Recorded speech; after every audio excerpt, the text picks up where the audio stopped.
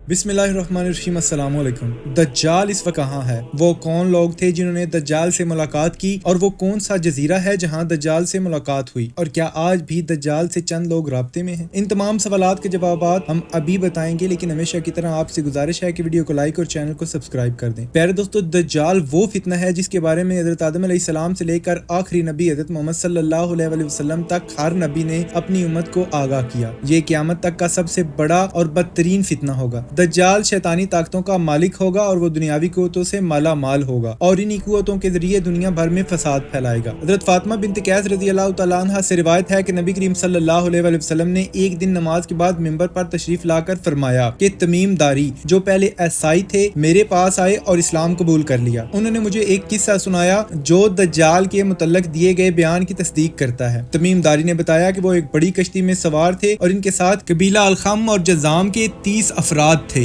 जो तकरीबन एक महीने तक समुद्री तूफान में भटकते रहे। फिर एक दिन उन्हें मगरब की जानिब एक जजीरा नजर आया। वो छोटी कश्तियों में बैठकर इस जजीरे पर उतरे। जजीरे पर उन्हें एक अजीबो गरीब मखलूक नजर आई जो ना इंसान थी ना जानवर। इसके पूरे जिस्म पर बाल थे। हमने इससे पूछा, तू क्या है? इसने कहा, मैं जस्सासा हूँ, दज्जाल का जासूस। मेरे साथ गिरजे में चलो, वहाँ एक शख्स तुम्हारा इंतजार कर रहा है। हम गिरजे में पहुंचे तो वहाँ एक बड़ा और ताकतवर शख्स देखा जिसके हाथ गर्दन के साथ और पैर घुटनों से टखनों तक जंजीरों में जकड़े हुए थे। हमने इससे पूछा, तू कौन है? इसने जवाब दिया, आखिर तुम लोगों को मेरा पता चल ही गया, अब बताओ तुम कौन हो? हमने उसे अपने सफर की रवादात सुनाई। फिर इसने हमसे पूछा, बस्सान की खजूरों का हल बताओ। हमने बताया वो फल दे रही हैं। बहरे तिब्रिया का पानी किस हद तक है? हमने कहा वो भरा हुआ है। ऐन ज़गर के चश्मे के मुतल्लक बताओ, इसमें पानी है? हमने कहा इसमें पानी है और बस्ती वाले अपनी फसलों को सैराब करते हैं। फिर उसने पूछा, आखिरी नबी के मुतल्लक बताओ। हमने कहा वो मक्का से हिजरत करके मदीना तशरीफ ले गए हैं और अरबों ने इनसे जंग की लेकिन शिकस्त खाई। फिर हम में से एक शख्स ने पूछा, तुम कौन हो? उसने कहा, मैं दज्जाल हूँ और वो वक्त करीब है जब मुझे आजाद कर दिया जाएगा। मैं 40 दिन में पूरी जमीन का चक्कर लगाऊंगा। मक्का और मदीना के अलावा कोई ऐसी जगह नहीं होगी जहाँ मैं दाखिल ना हो जाऊँ, क्योंकि इन दोनों जगहों में दाखिल होने के लिए मुझे इजाजत नहीं होगी। नबी करीम सल्लल्लाहु अलैहि वसल्लम ने फरमाया, दज्जाल मशरक में है, और अपने हाथ से मशरक की तरफ इशारा किया। हजरत तमीम दारी उनके साथियों की दज्जाल से मुलाकात के मुतल्लक जजीरे की तफसीर मालूम नहीं, लेकिन कुछ लोग यमन के करीब सोकूतरा जजीरे को दज्जाल का मुमकिना मकाम करार देते हैं। ये जजीरा बहुत अजीब है, जहाँ के दरख्त, परिंदे और जानवर बाकी दुनिया से मुख्तलिफ हैं। यहाँ ड्रैगन ट्री नामी दरख्त भी है जिसका अर्क खून की तरह सुर्ख होता है। दूसरी तरफ कुछ लोग बरमुदा ट्राइएंगल को दज्जाल का मकाम करार देते हैं। ये दुनिया की वाहिद जगह है जहाँ कंपास काम करना बंद कर देता है और यहाँ से गुजरने वाले बहरी जहाजों और कश्तियाँ वापस नहीं आती। दज्जाल इस वक्त कहाँ है, ये बात सिर्फ अल्लाह तबारक व तआला को मालूम है। मुकर्रर वक्त पर वो जाहिर होगा। नबी करीम सल्लल्लाहु अलैहि वसल्लम ने इरशाद फरमाया, जो शख्स सूरत कहफ की इब्तिदाई 10 आयात याद करेगा वो दज्जाल उसके फितना से महफूज रहेगा।